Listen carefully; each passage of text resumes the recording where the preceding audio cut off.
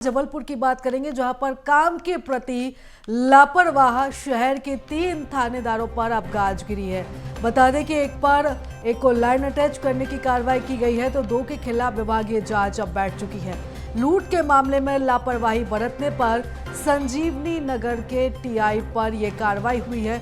लूट की वारदात में 20 घंटे पीड़ित को सीमा विवाद में उलझाए रखने पर ये बड़ी कार्रवाई हुई है। तो जबलपुर से एक खबर, जहां पर 3 थानेदारों पर अब गाज गिरी है।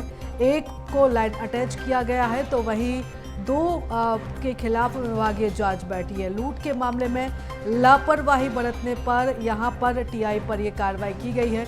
लूट की वारदात में 20 घंटे पीड़ित को सीमा विवाद में उलझाए रखा, ये आरोप यहां पर टीआई पर लगा है और अब इस पूरे मामले में विभाग की जांच बैठ चुकी है। तो वहीं एक टीआई को लाइन अटैच यहां पर किया गया है। तो काम के प्रति लापरवाही बरतने पर यह बड़ी कार्रवाई यहां पर की गई है। जबलपुर का यह मामला, जहां पर एक साथ 3 टीआई पर गाज गिरी है और अब जो आगे की कार्रवाई है वो की जा रही है। तो यहाँ पर पीड़ित ने शिकायत की थी और उसके बाद अब ये पूरी कार्रवाई हुई है। लूटपाट से जुड़ी हुई एक घटना थी और इस पूरे मामले में पुलिस की कार्यप्रणाली पर भी सवाल खड़े हो रहे थे और अब ऐसे में जब आगे जांच की जाएगी तो इन थानेदारों की जो मुश्किलें हैं वो और भी ज़्यादा बढ़ सकती हैं।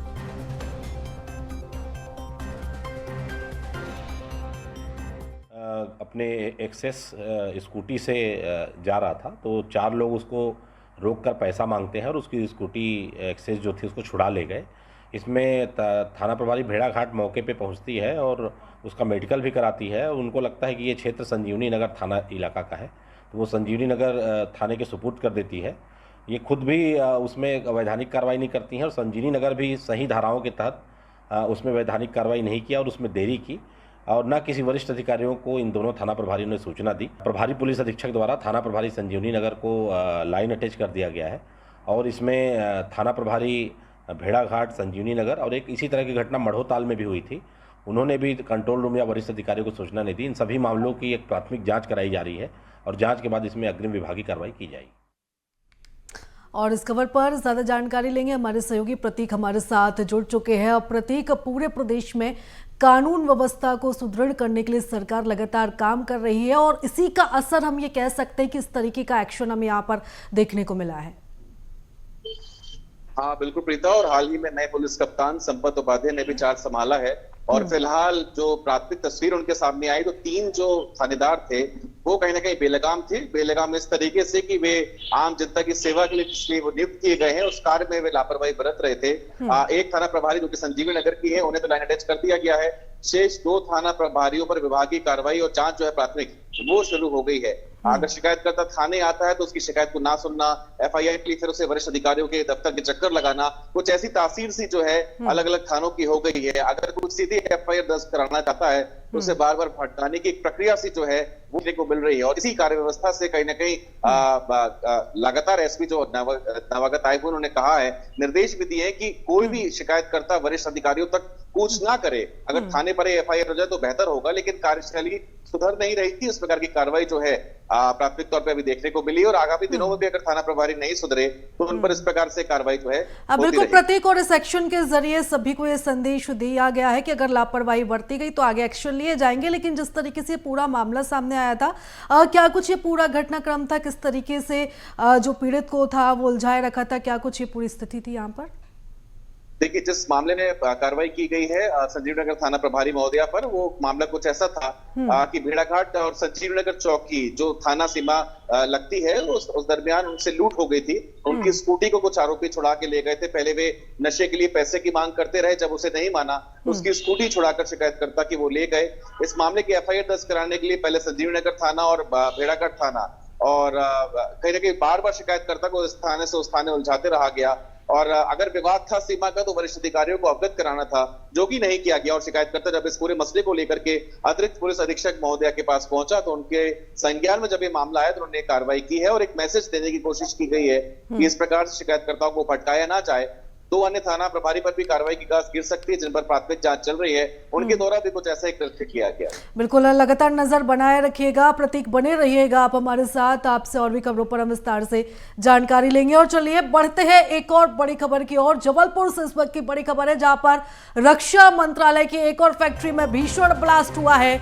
ये ब्लास्ट इतना भीषण था कि पूरी फैक्ट्री दहल उठी है।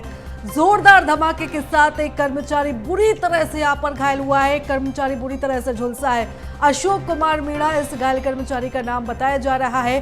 तेज धमाके से जीआईएफ के भीतर भगदड़ की स्थिति देखी जा रही है। ड्रम की कटिंग के दौरान यहाँ पर यह हादसा हुआ है। तो बता दें कि फैक्ट्री में भारतीय सेना के लिए जरूरी उपकरण और जो कलपुर्जे हैं वो बनाए जाते हैं। सेना के हथियार, वाहन कि जो पार्ट्स है वो यहाँ पर बनाए जाते हैं, इस फैक्ट्री में बनाए जाते हैं। और यहाँ पे इस तरीके से भीषण ब्लास्ट होना कहीं ना कहीं एक सवाल के घेरे में भी खड़ा ये जो पूरा मामला है वो हो जाता है।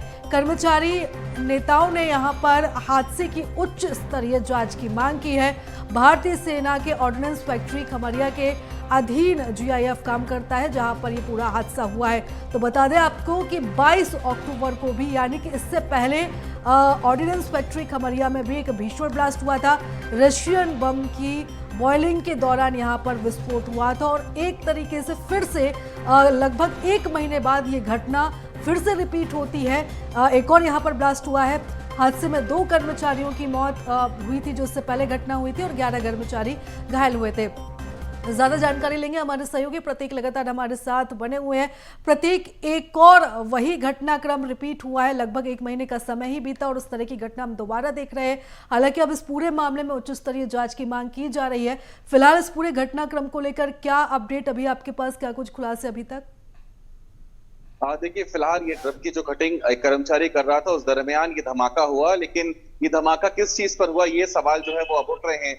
क्या गैस टैंक में ब्लास्ट हुआ या फिर आसपास कोई आयुध रखा हुआ था जिस पर ये बड़ा ब्लास्ट हुआ है? एक कर्मचारी पूरी तरीके से इसमें घायल हुआ है, जिसे अस्पताल में भर्ती यहाँ फिलहाल कराया गया है। ऐसे हादसे बार बार फिर दरकार उठाते हैं कि सुरक्षा ऑडिट तमाम सुरक्षा संस्थाओं के होना चाहिए। इसके पहले 22 अक्टूबर को ऑर्डिनेंस फैक्ट्री खमरिया में भी ब्लास्ट हुआ था। 2 कर्मचारियों की उसमें मौत हुई थी। बॉलिंग के दौरान ये हादसा हुआ था, जो बमों की रशियन बम की बॉलिंग हो रही थी, उस दरमियान ये हादसा हुआ था। तो लगातार हादसे हर साल दर्ज होते हैं, लेकिन फिर भी इन पर रोक नहीं लग पाती है। क्या वजह है?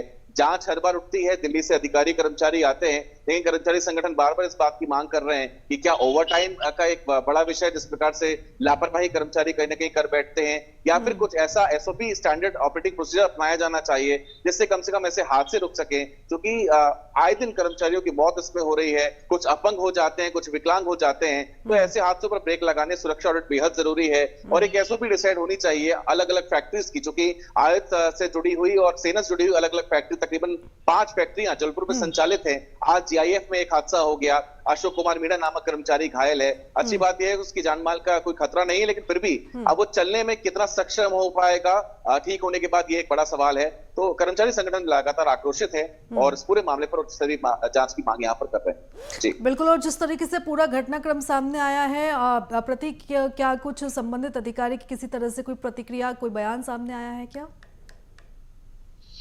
देखिए, फिलहाल अस्पताल में जहां कर्मचारी भर्ती है वहां कर्मचारी संगठन के जो सचिव हैं वो पहुंचे थे, लेते कि उनका ही बयान सामने आया है। वो भी कुछ भी कहने सक्षम नहीं है, क्योंकि अंदर क्या कुछ हुआ, किस तरीके से ब्लास्ट हुआ, ये उच्च अधिकारी जब जांच करेंगे तो ही स्पष्ट हो पाएगा। जीआईएफ फैक्ट्री प्रबंधन की ओर से फिलहाल कोई बयान सामने नहीं आया है, उनका इंतजार है। और इस मसले पर भी क्या दिल्ली या कमेटी से कमेटी जो दिल्ली में बैठती है वहां से ही जांच के अधिकारी आएंगे या लोकल स्तर पे जांच होगी, ये देखना होगा। ठीक है, लगातार नजर आप प्रतीक बनाए रखिएगा, अपडेट्स हम आपसे लेते रहेंगे। फिलहाल बहुत धन्यवाद तमाम जानकारी के लिए, चर्चा के लिए। तो एक बार हम अपने दर्शकों को प्रतिक्रिया भी हम सुनवा देते हैं, क्या कुछ अधिकारी का कहना है। जैसी आवाज़ आई, भगदड़ जैसा माहौल था, हम सब वहाँ पहुँचे और वहाँ पहुँच करके देखा तो हमारे एक साथी कर्मचारी अशोक कुमार मीणा जो गंभीर रूप से घायल था, उसको तुरंत वहाँ से और तत्काल प्राथमिक उपचार लेने के लिए व्हीकल अस्पताल लाए और वहाँ से आज यहाँ पे जबलपुर अस्पताल में है।